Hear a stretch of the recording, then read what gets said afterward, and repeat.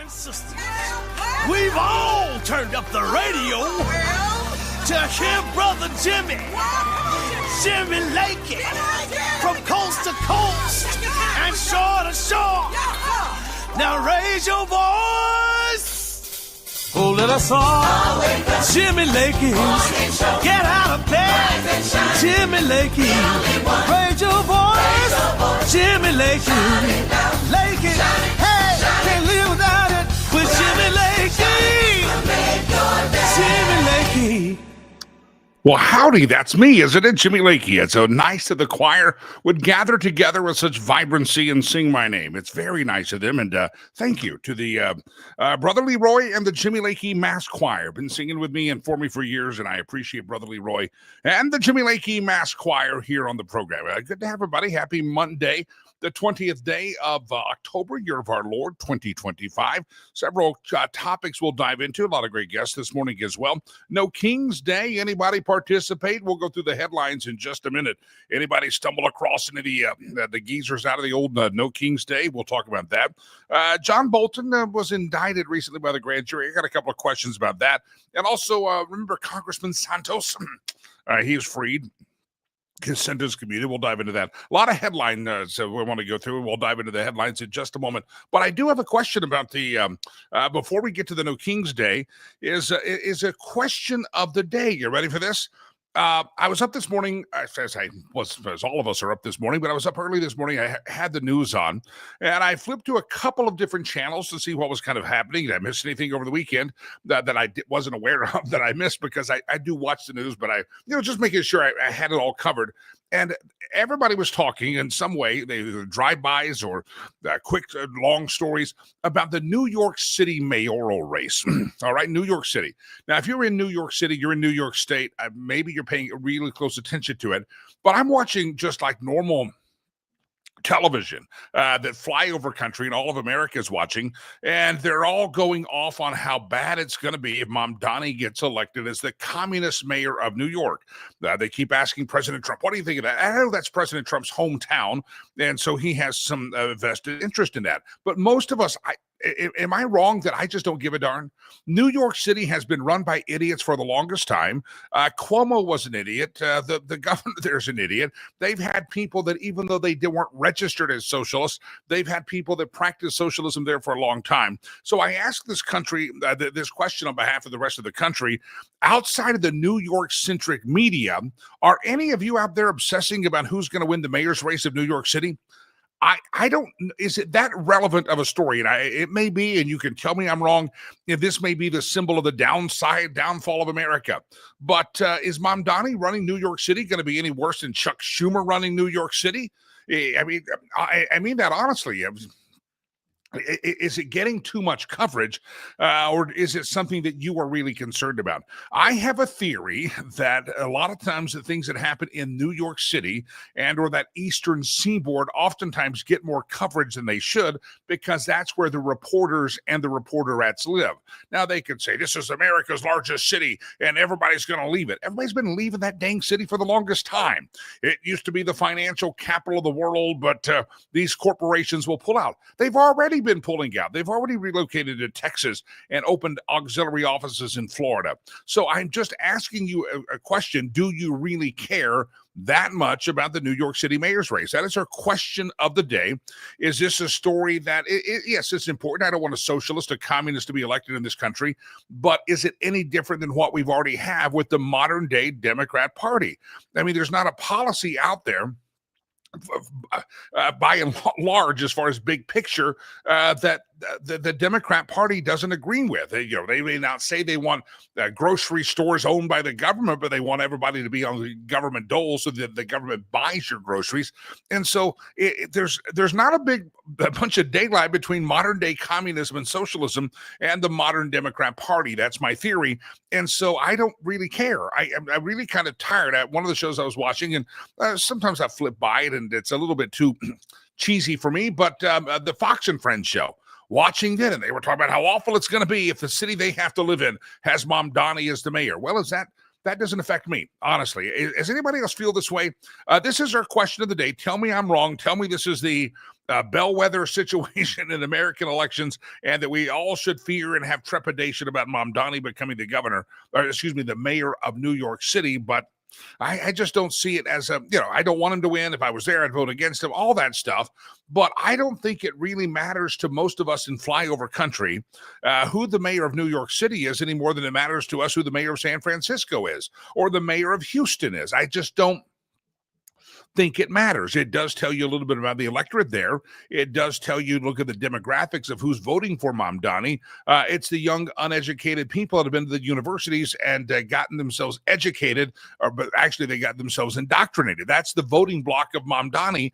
And I just don't see that big a difference. So tell me I'm wrong. Feel free. I'd love to hear from you why this is something that we should hear obsession about. All the talk shows talk about Mamdani for governor, for mayor. They're Mamdani. And stop. I don't think that matters that much. But tell me I'm wrong. I'd love to hear. Does anybody out there really care about the New York City mayoral race? Let me know.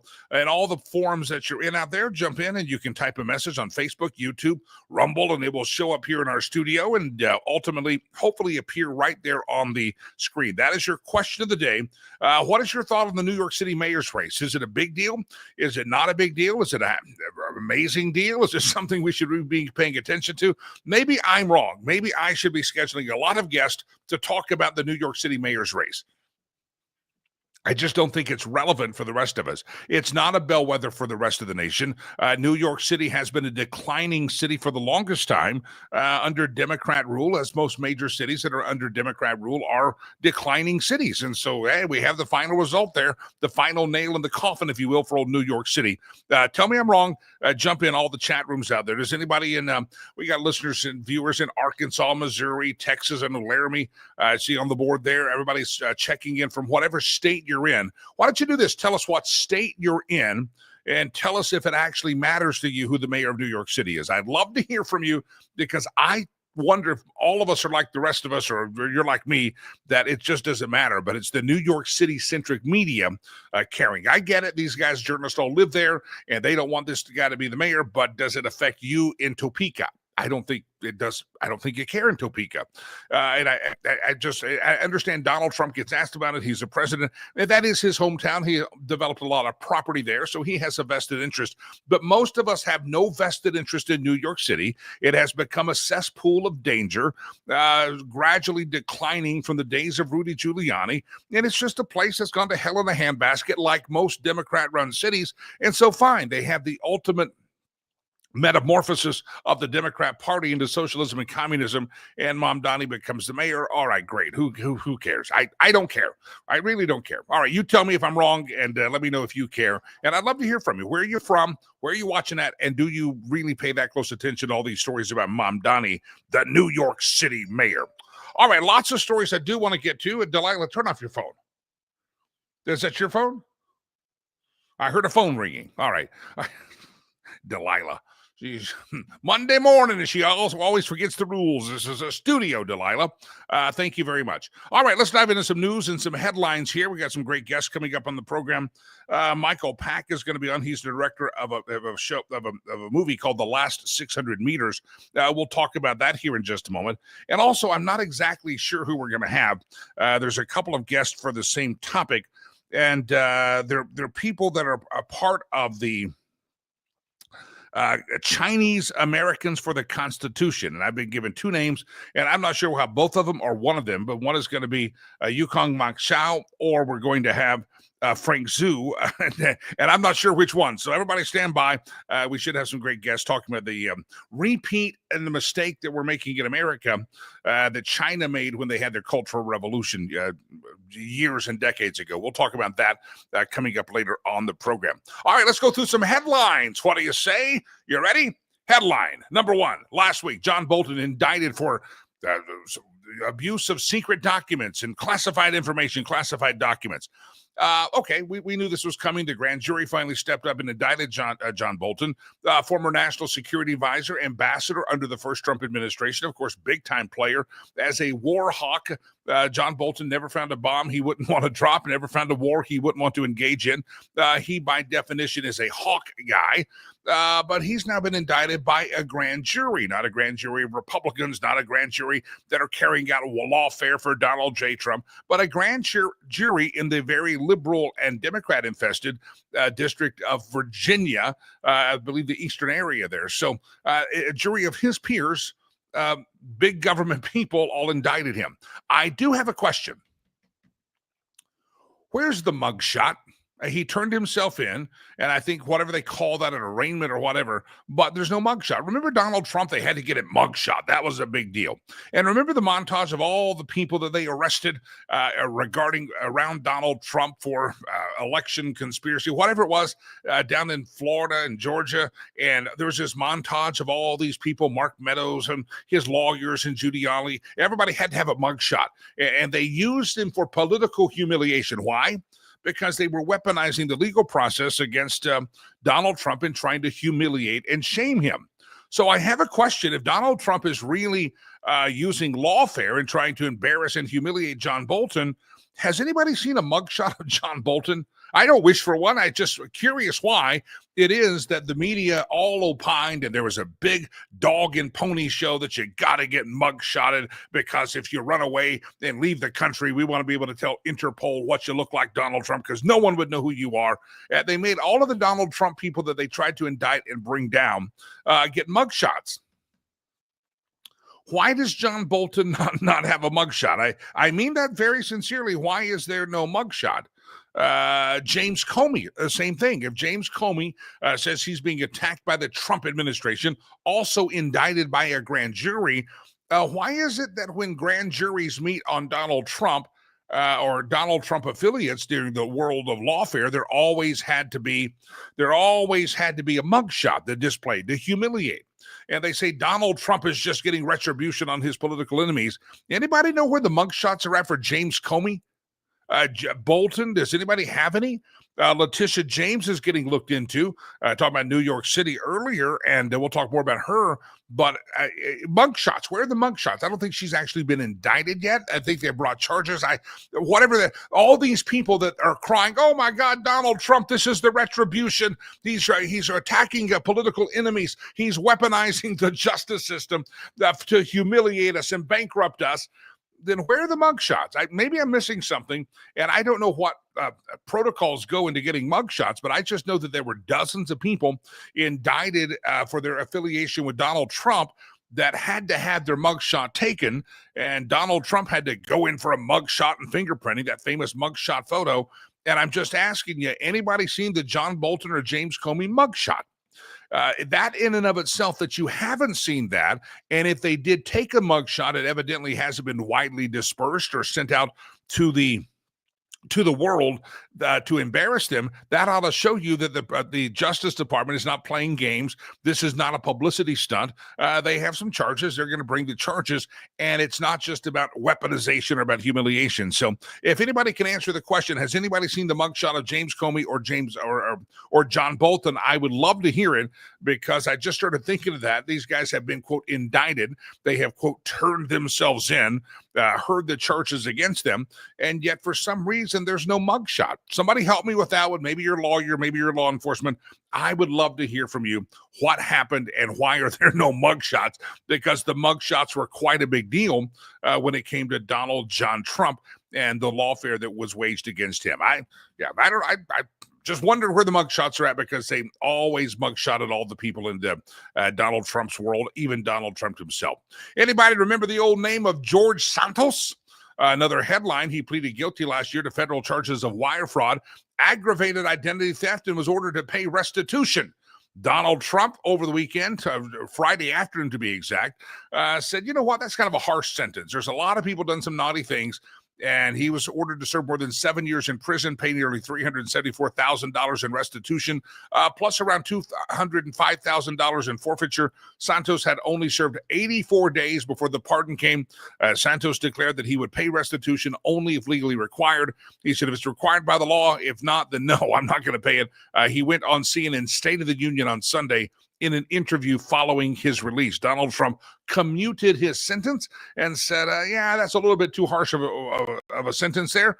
This guy, if you ever read what he did, what he was charged for was campaign finance stuff, but evidently this guy's bio was pretty much made up. He said that his parents both died on 9/11. His grandmother, I think, was a Holocaust survivor from Auschwitz. I mean, he had this whole resume that he ran on, and he won. And he's one of only 6 people ever, I believe, if that many, that have ever been kicked out or expelled from the Congress for behavior, but sentence commuted. Give me your thoughts on that. Now, by the way, I remember we had George Santos mugshots. Always had a mugshot for Santos. We don't have one for Bolton or Comey. Everybody keep a sharp eye out for that. There's an interesting story at the Gateway Pundit. You may find it interesting to read. And if I get a chance, I will share it out after the show. I can't do it during the show because I'm working. But I got to tell you, the headline is this. Let me just read the headline. How Letitia James fake marriage to her dad. Let me read that again. How Letitia James fake marriage to her dad sparked a lifetime of mortgage fraud. What is it about these radical feminist leftists out there that want to marry their dads and their brothers? Was it Ilhan Omar had the little brother thing? Remember that one? Yeah, the Somalia brother. Yeah. And now Letitia James' fake marriage to her dad has sparked a lifetime of mortgage fraud. Let me just read the headline of it and a couple of bits of the story. It all began in the spring of 1983. Kids gathered around for story time when a 24-year-old Letitia James and her father, Robert James, posing as husband and wife, took out a real estate loan for $30,300 from Kodiak Funding Limited for the purchase of a 2-story townhome in Queens. The loan documents signed by both listed Robert James and Letitia James's wife in 3 separate places. This was no clerical error. Now, you got to be pretty sick and twisted. I mean, what were you doing at the age of 24, Delilah? Yeah, you were dancing down at the club, weren't you? I forget Delilah. What were all of you doing at 24? I had finished up the college. I was trying to find out what my life was going to be like, trying to figure out adulthood. I was not marrying my mother or my father. But let me read that again. 1983, when Letitia was just 24, her and her father, Robert, posed as husband and wife, took out a real estate loan for $30,300. At that time, young Letitia likely lacked sufficient income or credit to qualify for a mortgage as a single woman. The fraudulent claim of marriage to her father allowed her to obtain financing that she otherwise could not have obtained, an act that meets the legal definition of mortgage fraud under state and federal statutes. This is an interesting story from the Gateway Pundit, as Letitia James made a bunch of headlines last week saying that she was being persecuted and prosecuted. Did you know that she had a fake marriage to her father, like that other lady had a fake marriage or maybe a real marriage to her brother? I continued to read the headlines, and beyond the headlines, this deception set a precedent for her. Once Letitia discovered that falsifying personal information could deliver tangible financial rewards without consequences, the act of misrepresentation for loans became a lifelong habit. So at age 24, she lies on the mortgage application that she's not going to qualify, doesn't have the income, but her daddy and her got married on paper, and therefore she could get the townhome she wanted. Decades of mortgage misrepresentations followed Letitia James. Even after she became the high-profile Attorney General of New York State in 2019, she continued her behavior pattern. In 2020, she purchased a property in Norfolk, Virginia, signing a document claiming it would be her primary or secondary residence rather than a rental property to secure a lower interest rate. That misrepresentation recently became part of the criminal indictment against her for mortgage and bank fraud, carrying a potential 30-year prison sentence. In 2021, Letitia James applied for $200,000 line of credit mortgage from Citizens Bank on a 5-unit apartment building in Brooklyn, but in mortgage documents, she claimed it only had one apartment unit. Accordingly, James received a lower residential mortgage rate than she was entitled to and avoided a higher commercial loan, but it was actually in a 5-unit, not a 1-unit. So she lied on that document. In 2023, Letitia James bought a home in Norfolk, Virginia. And for that loan, after certifying an updated application, it would be a primary residence, even though she lived in Brooklyn. Letitia's father's participation in 1983 not only legitimized mortgage fraud in her mind, but also created a powerful model of family teamwork in bending the rules. And if you go on and read the story, it talks about who she has had live in that home. One is a niece that has a felon and all sorts of criminal activity. And the Letitia James crime family evidently is alive and well. So it's a really interesting read, because if you watch the mainstream media right now, they're going to say that Letitia James is just being prosecuted. No, you can go back to when she was 23 or 24 years old, and Letitia James evidently was committing mortgage fraud with her father all the way back then. All right, reminder of the question of the day. I got some more headlines I want to get to, but I do want to remind you the question of the day. Does anybody really give a care? Does anybody really care about the New York City mayor's race? Chris says, good morning from the Ozarks of Missouri. I don't really care regarding the mayor situation. See, I think most of us feel that way. It's kind of like, you ever see one of these tropical storms or a winter storm pound up the East Coast, Boston, Philadelphia, Washington, D.C.? They give those storms the names. They just don't do the same thing they do for the rest of us. And I think they make a big deal about this. Checking in from Texas. Good morning. I do like to hear what's happening in New York. Sometimes it gets crazy over there. I feel like I want to keep up with what's going on in the world. Friday's show was so good. Friday, by the way, if you missed Friday's show, we had a lot of Jesus on the show. And if you want to go back and listen to the Friday show, you should. You can listen to it on all the podcast apps. Just look up Jimmy Lakey Unleashed, and we would love to have you in conversation with us. Sorry. I'm getting messages here about my 8:30 guest having troubles connecting. We'll see how that works out. Evidently, yeah, we'll figure it out. All right, I like hearing what's happening in New York City. It is a story, but the obsession of the coverage of it just becomes a little bit too much for me. I just don't need to hear it over and over again. Maybe that's the problem. Again, we go back to the 24-hour news cycle. They have nothing else to cover. But, there's other mayors' races around America. And notice the ones we're hearing about. We're hearing about the ones in the Northeast. We're hearing about the Virginia race. We're hearing the Virginia race for governor and the Virginia race for attorney general, which is important. Sears Earle is a very nice lady. She's been on my program before, back in the radio days. Very kind lady, very smart lady. We're hearing about Virginia because there's media coverage there, right? And you're hearing about New York. Did you know that Colorado, in our own state, has a midterm election, or off-year election, I should say? And I've got a ballot sitting on my counter at my house that I need to go fill out and to figure out what I'm going to vote. I don't even know what's on it. I mean, there's other places that are having all these elections, and I'm sure some of them are quite meaningful, but the only two, if I were to quiz most of you, the only two you'd probably know about is the New York City mayor's race, and also you would probably know about the Virginia governor's race and the attorney general race. But there's a lot of folks having elections in a couple of weeks and none the coverage. So it's not as if, okay, we're going to cover a little bit of New York City, but let's hit other areas of the country. They're not hitting They're not hitting any of the areas of the country. It's all those two places, and that kind of annoys me. All right, good to, Jeff says, if I ever get in trouble, can I cry in lawfare?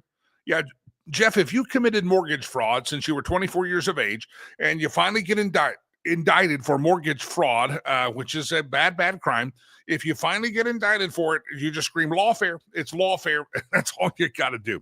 Oh, by the way, remember I told you last week I was going to get the readers? And I told you on Friday, the Jesus show, we talked about that. We're going to order, it was a Thursday. I told you that I searched on the Amazon because I was having trouble reading the new book I got.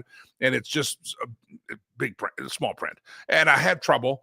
And I go to the eye doctor. They say, you're fine. Just get some readers to put on your nose. So I didn't want to have readers on my nose looking like an old guy, right? And so I ordered the readers. And anybody remember what I searched for? I looked up cool, stylish readers for men with big heads because my noggin is large. And that was the search criteria, and it brought up a lot of options, and it brought up a very bunch of very hip, cool, good-looking fellas wearing these readers, and I said, I'm going to order those because that's probably the one that are the coolest because the coolest guys are modeling them, right? The readers arrived on Saturday.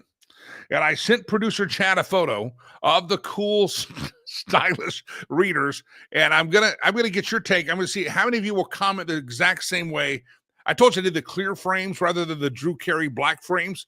Here they are, ladies and gentlemen, the new readers. Wow. I think they could be bigger, right? I got the clear frame because I thought it made me look cool. Anybody got thoughts on the readers here? Anybody got thoughts? I won't tell you what producer Chad said. I want to see if anybody else says it. Wow, I can see that screen pretty good now. I got readers. But what I would do, they're really strong. I found myself trying to watch a football game while I was reading a book and reading some news. And then I found myself having to go like this to see over them. And then I felt like an old guy and I threw them down. So feel free. Let me know. Looks like safety glasses. That's what Jeff says. That's right. They do kind of look like safety glasses. They were $16 on the Amazon. I'm thinking of ordering the black up as well. Bradley says I look Jackson Dart. I look like Jackson Dart in those. I think I look smarter. Delilah, do these make my butt look big?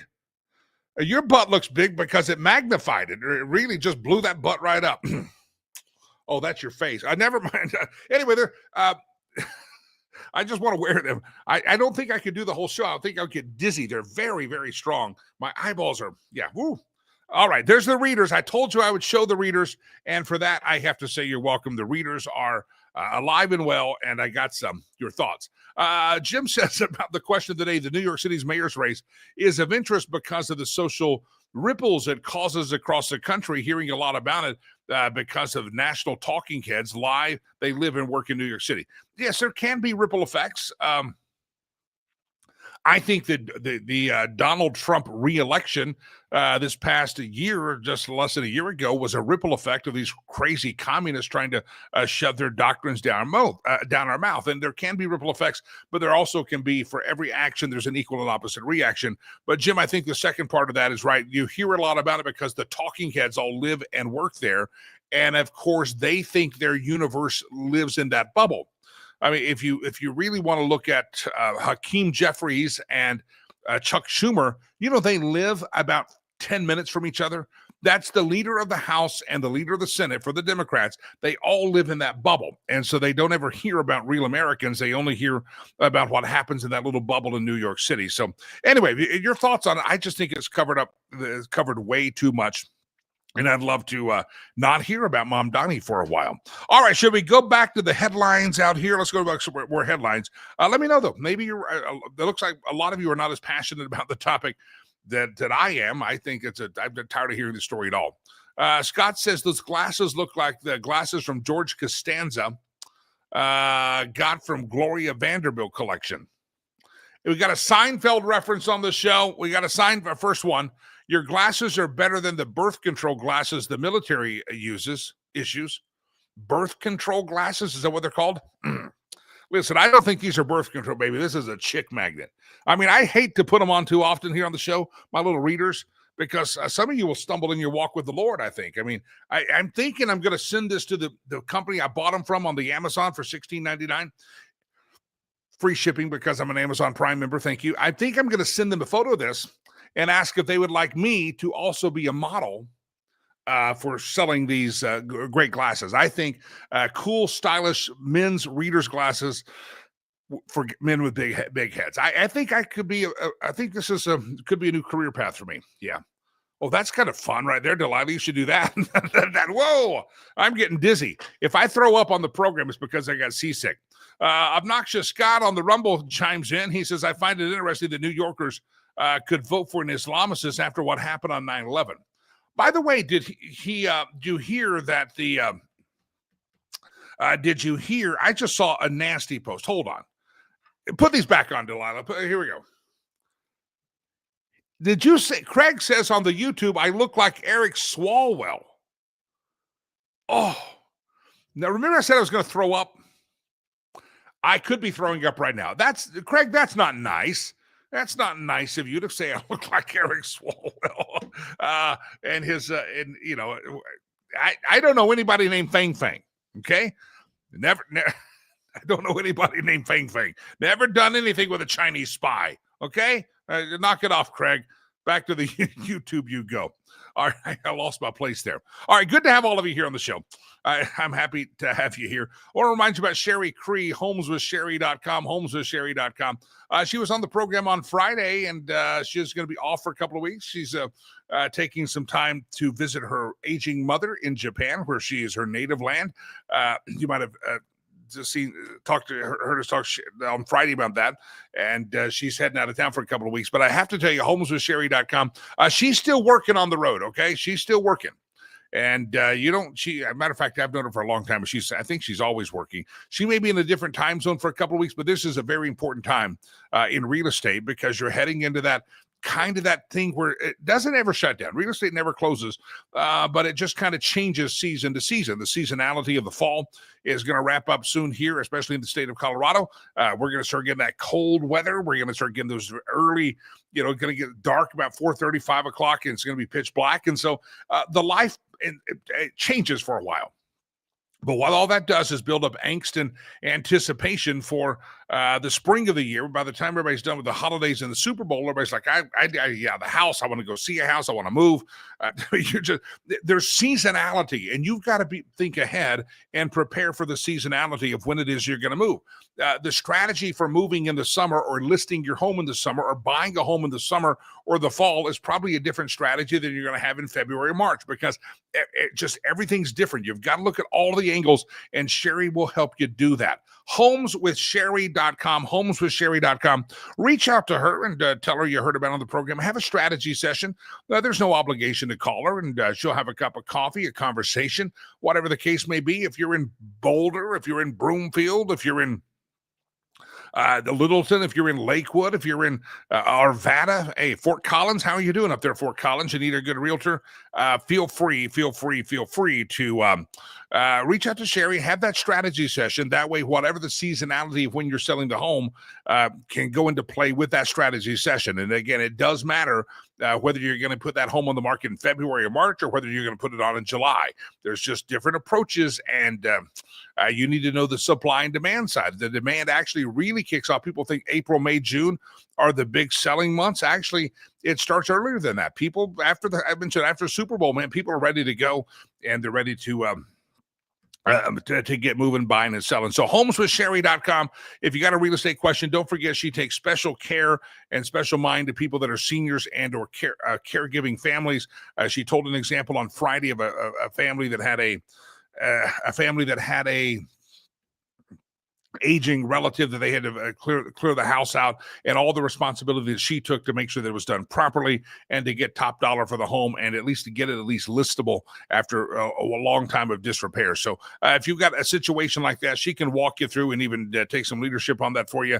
And I also will tell you that if you're a veteran, military person out there, listen, she'll give you a discount on her commissions, and for every home she sells, she takes a portion of her commissions and she donates it to the charity of your choice. Homeswithsherry.com, homeswithsherry.com, homeswithsherry.com. Jump in there and reach out to her, and tell her you heard about her from me. All right, Jeff's on the X out there. He says, River did a great job on your Broncos giveaway charity promo. Anybody see that? My son was in town a couple of weeks ago, last week, I guess, and we went out with producer Chad and did some filming, getting ready to give our Bronco away, a 2025 Ford Bronco Raptor, also known as a Braptor. I'll play some of those this week. I don't have them loaded up today. But I'll play some of them. But yeah, there's one of them that's circulating around. Everybody seems to enjoy. Is my son is behind the driver's wheel, and I say, River, what are you doing? He goes, I'm taking it for a test drive, and I have to explain to him, it's not for test driving, it's for giving it away. We can't just take joy rides in it. And we wish everybody good luck. So if you haven't registered to win yet, you can go to win.riverspromise.org. Win, W-I-N. riverspromise.org. All the proceeds are going towards the Rivers Promise giveaway. This is not like a shared prize that we're dividing up between certain charities. You know, radio stations do that. In the world of radio, there's going to be a big time winner, and it's everybody together. So if you think you're listening to XFM station and that's they're going to give away $1,000. No. It's everybody from around the country pooled together, and then you get a memo at the radio station. Hey, from your station in Denver, we had a winner. They drew a winner, but it's probably this is really for the charity Rivers Promise. And Bronco's beautiful, by the way. If I could win, I'd love to, and if I could take it on the joy ride like my son wanted to, I would do that. Go register. How much it costs? It just depends on how much you want to spend on it. It's sweepstakes. And you can find all the rules and all the information and the ways to do it right there. It's real simple. win.riverspromise.org, win.riverspromise.org.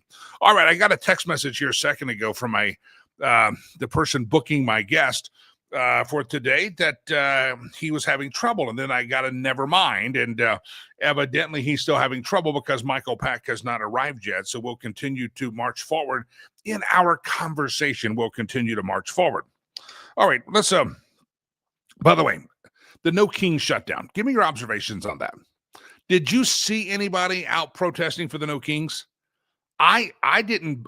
First of all, these people are high crime to misdemeanor type people. These people will kill you.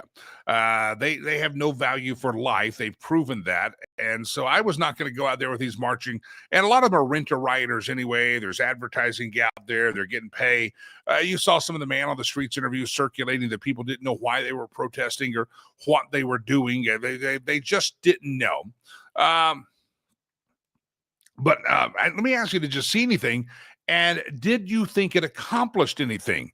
Again, I know I live in my little bubble, and I do, but I saw nothing but people making fun of it. Even on just reels that I saw floating around of people I don't know, it was people making fun of it. One of the big observations I heard was, and I saw the meme, people actually in walkers walking around. There was an old woman that I saw a screenshot of famously, and she's an old woman holding an I Hate Trump sign, and she had a black shirt with it was graffiti that said, Antifa, call me. And I don't know if she was offering herself up for sexual favors for Antifa, or I don't know if she was wanting to go join the protest. I don't know. But anybody see a No Kings protest, and what was your observation? A lot of the observations were the old people or that were just kind of reliving their hippie days. And I saw that. Feel free. Give me your thoughts on the No Kings Day. Did you actually see it? See a protest? I'd love to hear from you.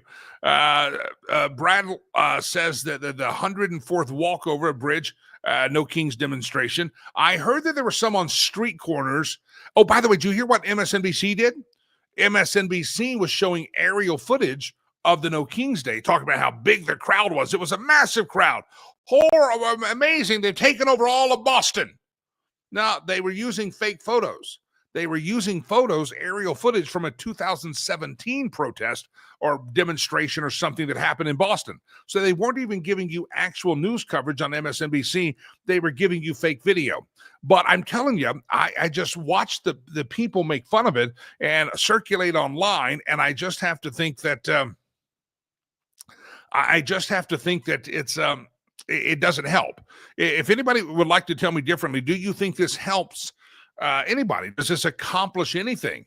If you really think of just the stupidity of it, First of all, we don't have a king. We have a president that was duly elected by the majority of Americans, both electorally in the Electoral College and the popular vote. So that's not a king. Kings are not elected. Kings are appointed. We don't have a king. If you had a king, you would not have your fat ass and blue hair out there protesting and screaming about the king. The king would say, off with your head. But what I did see is a lot of AI generation of Democrats. You remember they were kneeling down for George Floyd? They superimposed with AI Donald Trump with a crown on his head and Nancy Pelosi on her knees bowing in reverence to the king. So, I mean, the whole premise of it is it's just a no King's Day. We haven't had a king in this country since 1776 or so. We haven't had a king. And so I just find it a bizarre concept that they promoted. So if you ran across any of these protesters, feel free to jump in. If you're listening later on the podcast where thousands of earballs will hear this show throughout the day, send us an email, info@jimmylakey.com, info@jimmylakey.com. Your observation on the No King's Day. And I avoided anywhere that I could say that there was a No King's Day protest. Todd says Loveland, Colorado was a mess. A lot of people around the lake. See, does it count if you're protesting around the lake? I mean, that's just an excuse to drink beer, right? I don't know. I don't see the point. Did it accomplish anything? I don't think it accomplished anything, because on the day that you have a guy, it's an I hate Trump. I lost an election. I can't handle the results, and so I'm going to freak out and piss my pants over it and go protest and hold up a sign with my blue hair, and then go back to my mother's basement or go back to the geriatric nursing center where I live. That was my observation of it. But again, I watched it from afar. Tell me if you think that it really, really went well or accomplished anything. I just don't think that it did.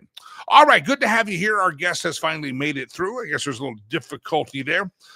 He's the director and producer of The Last 600 Meters. I want to bring him to the show, and it's a fascinating book. I think you will find a book. The director and producer, it's a fascinating thing you want to watch.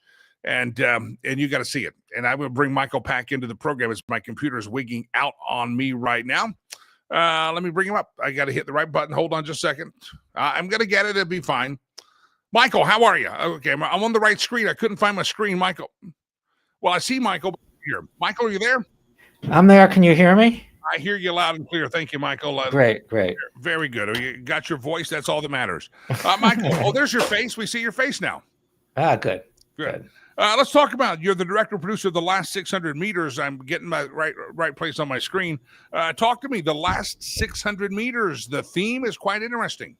The premise. Well, it's about the biggest battles that America has fought since Vietnam, Fallujah and Najaf, which was in Iraq in 2004. And we intend to tell the story like it's any battlefield story, like Gettysburg or Iwo Jima. And it's our feeling that the people who heroically fought in these battles, whether you like or don't like the war, still need to be celebrated. And we're really happy that PBS is, after many years, putting it on the air the day before Veterans Day, November 10th at 10 p.m. around the country.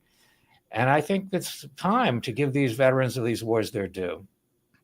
It's a 90-minute documentary. Again, as you said, it's going to air on the eve of Veterans Day, November the 10th on PBS. Talk about the concept. Where did you come up with the story, the thought, and the meaning of the phrase, the last 600 meters?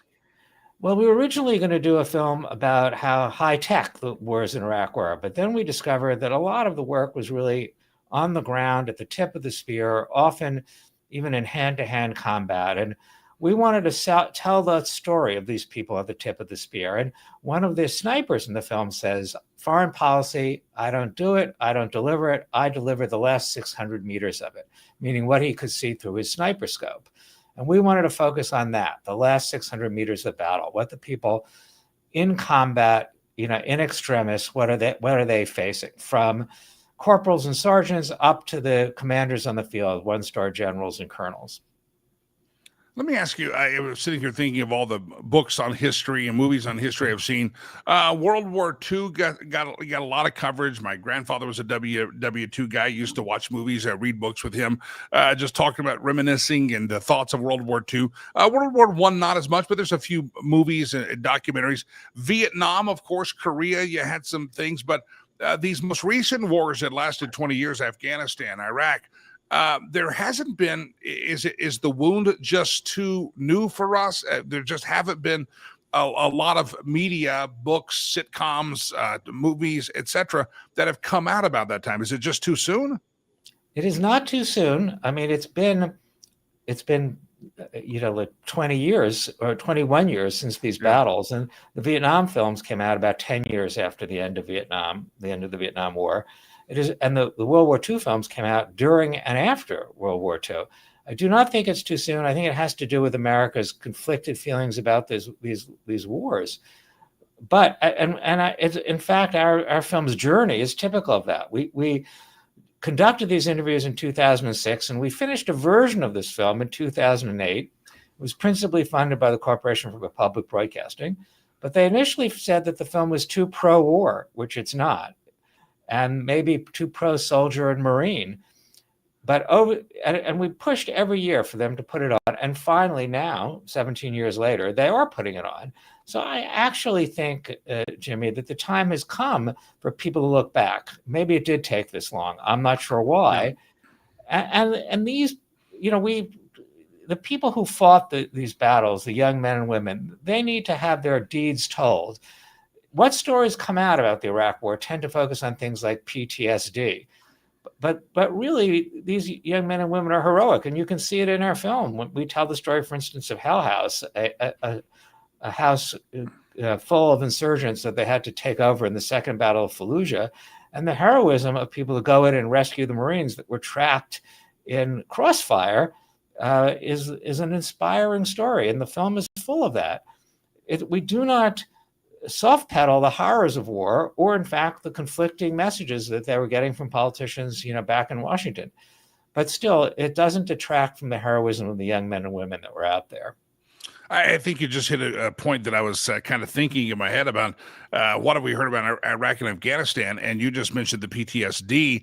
I've had a countless number of guests, and we've been a lot of guests, a lot of charities, a lot of organizations, ministries, etc., that work with people that have suffered from the PTSD. And that story gets told a lot, but you're absolutely correct. I think you nailed it, that no one really knows the stories of these battles. We know famous battles in World War II, famous battles and overtaking cities in Vietnam, but we don't know the details of the heroic actions. Yes, some of it might have led to PTSD, led to loss of life, but there were still actions of heroism that have never been told about Iraq and Afghanistan. They've just never been told. I think you're right. We've heard more about the PTSD and the need to help with that than we have about the actual acts of heroism.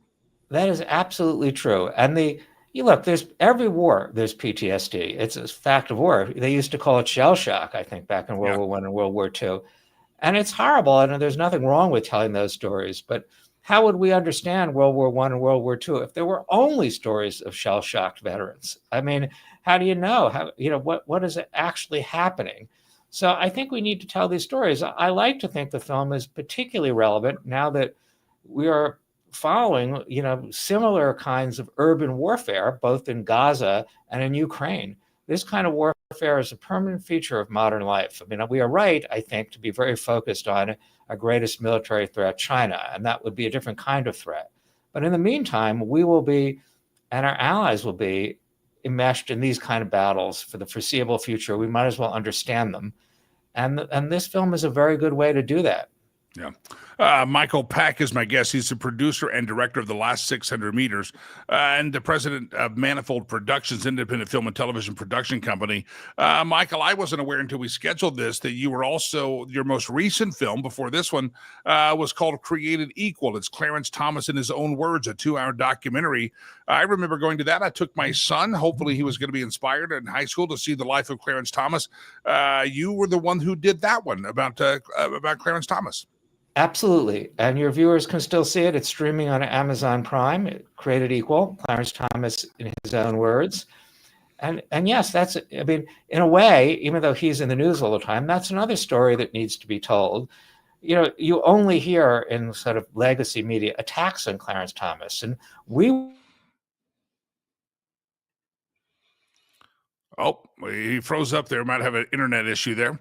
Michael Pack is my guest. And again, if we don't restore the connection, Michael, you froze up on us, and I'm not sure what happened. Maybe a bad internet connection. This new documentary out there is going to be, it says, called The Last 600 Meters, a 90-minute documentary looking back at the Iraq War. And it's going to be broadcast nationally on PBS on the eve of Veterans Day. And that's 10 p.m. Eastern, November the 10th. Keep an eye out for it. Mark your calendar. We'll try to remind you as well. The Last 600 meters, a 90-minute documentary looking back at the Iraq War and the actual battles that were fought there. I think we had an internet freeze up with Michael. So, Michael, I'm going to pull you off the stage here. I appreciate you hopping on this morning. Congratulations. And sorry we had a technical issue, but we got most of the details in, and I appreciate it. Again, it's called The Last 600 Meters, director and producer, and it's going to be airing on November the 10th on PBS. And if you haven't seen the Clarence Thomas documentary he did, if you didn't go to the theaters, it was a great one. You got to go watch that if you want to appreciate Clarence Thomas. And he put that out in, it's hard to believe that's been 2020. I took my son to see that. And it was fantastic. And go watch that one. That as well is called Created Equal. And I think he said it's streaming on Amazon. Clarence Thomas, in his own words, 2 hours, and you will have a new appreciation and respect for Clarence Thomas, Supreme Court Justice. So again, that's Created Equal to other work of Michael Peck, and you can still see that. All right, glad to have all of you here on the show. A little technical glitches happening here and there, but that's okay. We figure it out. We make it work. It's all good, my friends. It's all good. Mike Zhao is my next guest on the program. Welcome to the show, by the way. If everybody's out there, you're brand new, it's Lakey Unleashed from the confines of corporate radio. And here we are in the house of Lakey today, unleashed and unafraid. That's what we do. All right, and here's what you need to do also. Don't forget, go to all the podcast platforms, iHeart, Spotify, Apple Podcasts, Podbean, all those places. And wherever you like to listen to podcasts, go and like us and subscribe to us. It's just look up Jimmy Lakey Unleashed, and we appreciate it. A lot of listeners out there downloading and subscribing every day to the podcast version. It's just the audio version of this show. A lot of people will watch this later on the stream. Some of you are watching it live. By the end of the day, thousands of earballs will hear the show and or see the show, and we appreciate all of you. But if you could go cross-pollinate a little bit, go to all the platforms out there, Spotify, iHeart, and look up Jimmy Lakey Unleashed. All right, let me walk you into the program, Mike Zhao, and I'll give you his bio here. Mike is the chair of the Chinese Americans for the Constitution. The acronym for that is CAFC. And we're going to jump in here. He's also, by the way, he's also the author of critical race theory and woke culture. Sorry, Mike, I need to get the readers on, don't I? And America's dangerous repeat of China's cultural revolution. Mike Zhao joins us in the studio here. Mike, welcome back. Welcome to the show, sir. Thank you for having me. Pleasure to have you. First of all, let's talk about the organization. Interesting organization, Chinese Americans for the Constitution. Talk to me about the organization. Who started it? What are you about? Basically, this organization was started by my partner, Frank Xu, and myself. This organization is specifically formed to fight against Proposition 50, which was, California governor, a nuisance attempt to district, to draw like a congressional district in California. That we view that as a direct assault against democracy in our country. So that's the reason we mobilize many patriotic Chinese Americans to fight against that. So I want to talk about the world that we live in, and anybody who's been through and lived in communist China and then comes to America. You come here for freedom, you come here for liberty, and then you watch our government doing some crazy things, policies that don't make sense. You've written a book here that some of the things we're doing are just basically repeating China's cultural revolution. People have heard the phrase China's cultural revolution. Talk about what that was and what was China like before the cultural revolution? Yeah, actually, what happened during the Chinese Cultural Revolution was the Communist Party. They, use under the guide of I would say misguided by the Karl Marx class struggle theory. They controlled through the Communist Revolution and controlled China in 1949. But before the Cultural Revolution, we still kept many of great cultural heritage. We value the private ownership. We also value the hard working. But during the Cultural Revolution, under the dictator Chairman Mao, he indoctrinated tens of millions of red guards and launched Cultural Revolution, launched nationwide political persecution. My father, unfortunately, was one of them, suffered. Millions suffered torture, lost freedom, and even some were murdered. My father lost freedom and tortured for 5 years. My whole family also, and they totally eliminated private ownership, and also nobody was able to start an enterprise. And using, they label the innocent Chinese American as the oppressors, like landlords as oppressors, and the peasants as oppressed. So they launched this kind of class struggle, very similar to what is happening, under the radical left. The label white American as oppressors, and then label people of color, especially black, as oppressed, right? And also they top down the statues, of founding fathers. During the Cultural Revolution, the similar thing happened in Red Guards, destroy our temple of Confucius, destroy all the cultural heritage. And they rewrote the history. So my book basically compare, what's going on under Joe Biden and the Black Lives Movement with what happened in China when the Red Guards under communist dictator Chairman Mao ruined our great cultural heritage. Wow. The voice of Mike Chow is my guest. He's the chair of the Chinese Americans for the Constitution. Mike, sometimes we think of people coming, and I know that there have been talk about students coming over here from China to study, and there's some speculation that the Chinese government, there's people like you who came here for freedom, and you're here for freedom, and you understand the tyrannies of communism, but there's a lot of mistrust about the Chinese government sending students over here for nefarious reasons. Give me your thoughts about that. Is there going to be some crackdown on even student visas coming from China? Is that a good thing for America? Is that a bad thing for China? Just help us understand how many of these people that maybe are coming over here for studies are really just acting as agents of the government. Yeah, I want to say, absolutely there are some people maybe under some, mission by the communist, government, right? But on the other hand, I want to say overwhelming majority of Chinese people love America. Like my relatives, many people, right? They visited America. They know how great, our freedom is. They know how prosperous America is, especially how we treat our citizens. So, and also I want to also point out many Chinese Americans, especially my generation or a little bit younger generations, early immigrants, we already become many of us become top scientists, top engineers, contribute to our high-tech industries. So, I really like the ideas treating the Chinese government different from treating the Chinese people.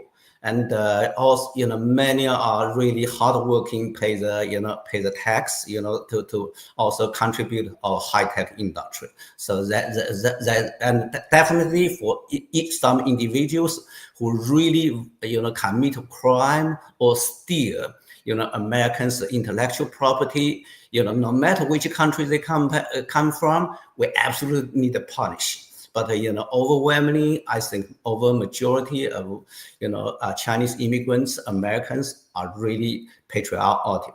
Yeah. Again, the voice of Mike Chow. He's the chair of the Chinese Americans for the Constitution. And he's also written a book called Critical Race Theory, Woke Culture, America's Dangerous Repeat of China's Cultural Revolution. Very important you understand what happened there and realize how we're bound to repeat mistakes if we don't learn from them. So that's why you need to learn from these. And Mike, I want to jump back to Proposition 50. That's something that you're really working on now. It's a redistricting fight that Gavin Newsom is behind. He's trying to get back at Texas and Missouri and other states for redistricting. But Arnold Schwarzenegger, former governor out there, he said it's a big scam and says Democrats should win because of their performance, not because they gerrymandered and move these districts. How big of a fight is this proposition thing? I used to live in California for a while. I don't live there now. Is it top of mind for everyone? Or is this just one of those political discussions that no one's paying attention to? I want to say, unfortunately, it's not top of mind for many voters that yet. So that's the reason we want to talk with your audience, talk with many people to really educate more Californians to really to vote no against that. I give you a couple reasons. For example, in 2024 general election, almost over 38% of California voted for President Trump, right? But the Republican representation in California is only 17% of that, right? Republican already be underrepresented. Another fact is many rural areas in California are not represented, So, if this Proposition 50 being passed, it's really a direct assault of, the democracy in California, and California will be further skewed towards the, Democrats, which is one-party system, similar to, what I suffered during Chinese Cultural Revolution. Chinese American already suffered, enough in California. Like they have woke DEI policy, discriminate against Chinese Americans, Asian Americans. They also have a policy defunding police, condone the violence, and many, Chinese American, Asian Americans suffer the most because we're short, we're not very tall, not very big. Many robberies, Chinese Americans happen to be their easy target, right? And also the radical LGBT policies, and also in the past, California had budget surplus, but it was Gavin, Newsom who wasted all the money to give to illegal immigrants. Right now, California is running the deficit. So the one-party system do not benefit California. So Californians should wake up, should come out to vote no against, Proposition 50. Yeah. If you're in California, have family, friends in California, Proposition 50 is an effort by Gavin Newsom to rig the congressional districts, not because it's best for all the people like Mike Zhao and other people of California, but because Gavin Newsom has an anger problem. He's pissed off at Texas and Missouri and wants to redistrict the state, gerrymander the state. It's already been pretty much gerrymandered up, but he really wants to do that. You have for the Chinese Americans for the Constitution, you have a website, and I believe it's CA, like California, for Constitution.org. Is that correct, Mike? Yes, CA also stands for Chinese American for Constitution. Yeah, it works both ways. Now, California Americans, Chinese Americans, you get the idea. CA for Constitution.org. If you have friends in California, you ought to spread the word and let them know that Proposition 50 is a let's just say a boondoggle by Gavin Newsom, and he's hoping to get it passed. And it seems like most of these states, Mike, are able to redistrict just through the state legislature. California can't do that. They have to have a vote of the people. Is that how the law works there? Yes, that is correct. As a matter, in 2008, California passed the Proposition 11, and also in 2010, California passed Proposition 20. All gives a congressional redistricting power to an independent citizens committee. But what Gavin Newsom wants to do is take away citizens' rights. So that is really a betray of Californians' people's will. So he's trying to get rid of these previous propositions and override the Proposition 50 so he can be, let's call it the king for the day, and he can write the districts like he wants it. He's trying to overturn what is already on the books here in California. That is correct. That is not acceptable. Yeah. Well, I wonder if all these No Kings Day protests, maybe they're for Gavin Newsom trying to be the king of the congressional districts in California. He seems to be having that part, wanting to do that. All right, Mike Zhao, again, I want to hit the website. If you got friends or neighbors in California, you're watching in California, it's an issue to pay attention to. CA4 constitution.org. That stands for Chinese American for Constitution.org, or CA as in California. You get the idea. Whatever helps you remember it, go to it. CA4constitution.org. and Mike, your book is available wherever great books are sold. If they want to get a copy of your book to warn and to learn a little about critical race theory in America's dangerous repeat of the Chinese Cultural Revolution, where do they get that book at, sir? Basically, you can buy at Amazon.com. All right. Mike Zhao, I appreciate it. Good luck on this initiative. Everybody should go to the website. And again, even if you're not in California, we got listeners and viewers all over. But if you're not in the area, feel free to, listening on the podcast later, I'll give that website again. Pass it to all of your friends that are out there in California and let them know that they need to pay attention on Proposition 50. It's a power grab by Newsom. CA4constitution.org, CA, Chinese Americans for Constitution.org. You don't need to be a Chinese American to go to the website, though, and you don't need to be a Chinese American to vote against Proposition 50 in California. This is his plan that is basically he's trying to eliminate 5 Republican seats from Congress, acting like the king for the day. And again, it's just Gavin Newsom with an anger problem because he's mad that Texas has redistricted and decided to redistrict. So Gavin Newsom's trying to eliminate 5 Republican seats. And Mike Zhao and his partner Frank Zhu have partnered in standing up for the constitutional values to preserve Republican seats there. And that's what this is. So pay attention. Gavin Newsom does not want to have the voice of Republicans. Gavin Newsom does not want to have the voice of conservatives heard in his state. He wants to get rid of 5 Republican seats in Congress simply by the redesigning of a district. You say, well, what Texas do? The Texas district was interesting. There's a Supreme Court case that's going to be heard about race-based districts that are probably not going to be found to be constitutional. You can't just draw a district because that's a bunch of white people, that's a bunch of black people. But the rearrangement of the districts in Texas, I think the 4 or 5 seats that are being rearranged would be rearranged there in an election. People have to still win the election. They're actually Hispanic majority. They weren't drawn up to be Hispanic majority, but they'll end up probably giving Hispanic representation in Washington, D.C. So anyway, Proposition 50, go to their website, check it out. It's put on by Mike and his partner Frank there, Chinese Americans for the Constitution.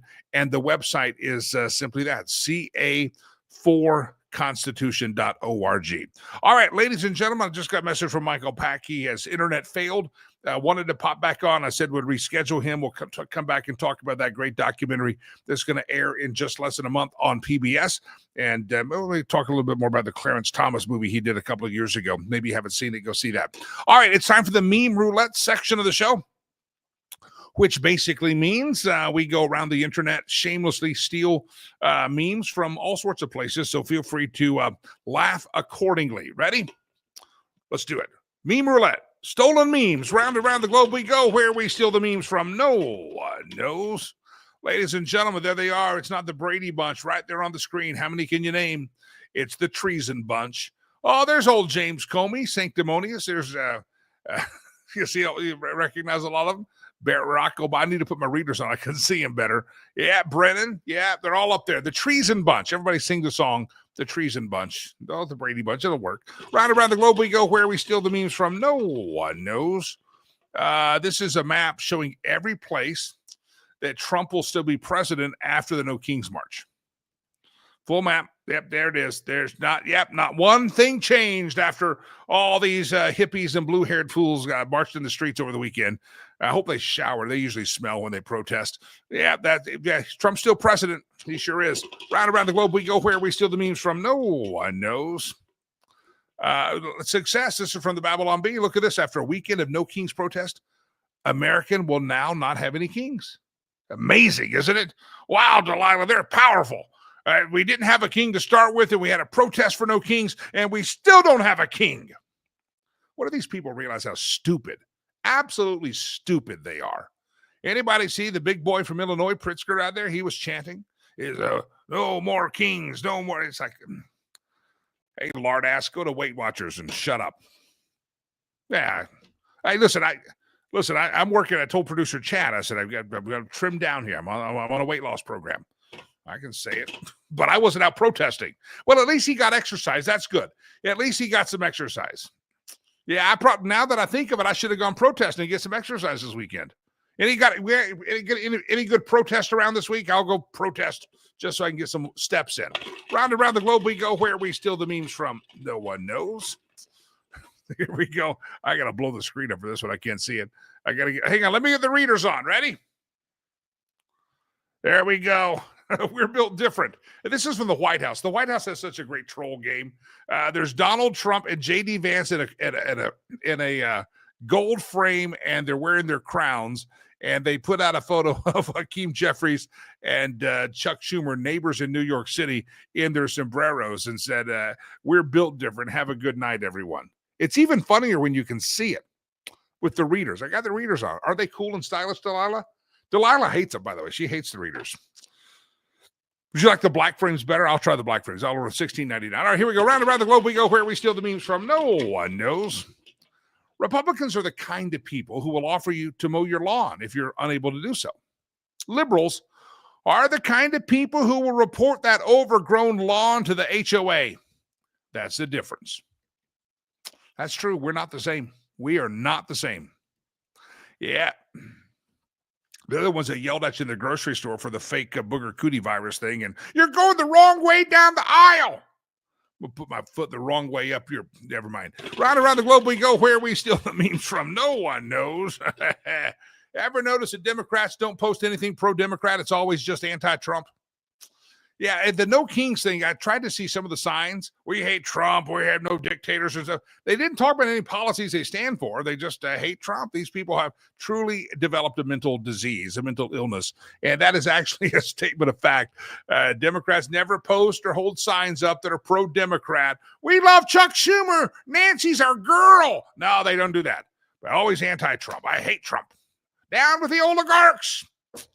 Yeah, hatred. Full of hatred. People need Jesus. Round around the globe we go. Where we steal the memes from, no one knows. Here we go. This is from Black Rifle Coffee. Look at that. We stole it from them. We live in a time where the intelligent are silent so the stupid aren't offended. That's true. That's true. We're silent no more here. We're unleashed from the confines of corporate radio, by the way. See if we got any more. Round around the globe we go. Where we steal the memes from, no one knows. All right, here's No King's Day. Well, there's my king. There's my president, there's my flag, and that's my country. And piss off to the rest of you out there. I don't care. Round and round the globe we go. Where we steal the memes from, no one knows. Well, I guess we milked it dry. Just like that. Just like that, we're out of memes. That means the fun's over for the day.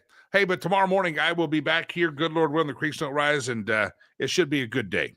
It should be a good day. Don't forget, Donald Trump is still your president. The United States still doesn't have a king. Hallelujah. Until we meet again tomorrow, I mean this. Go to Rivers Promise, make a donation. We'd love to have your contribution there. I'm going to be talking about some great ways that you can participate as I'm on the final countdown, about a month away for heading back to my beloved country of adulation, Rwanda, and how you can be a part of that. And some of you are great blessing to the kids over there. I'll be seeing some of your sponsored kids face to face.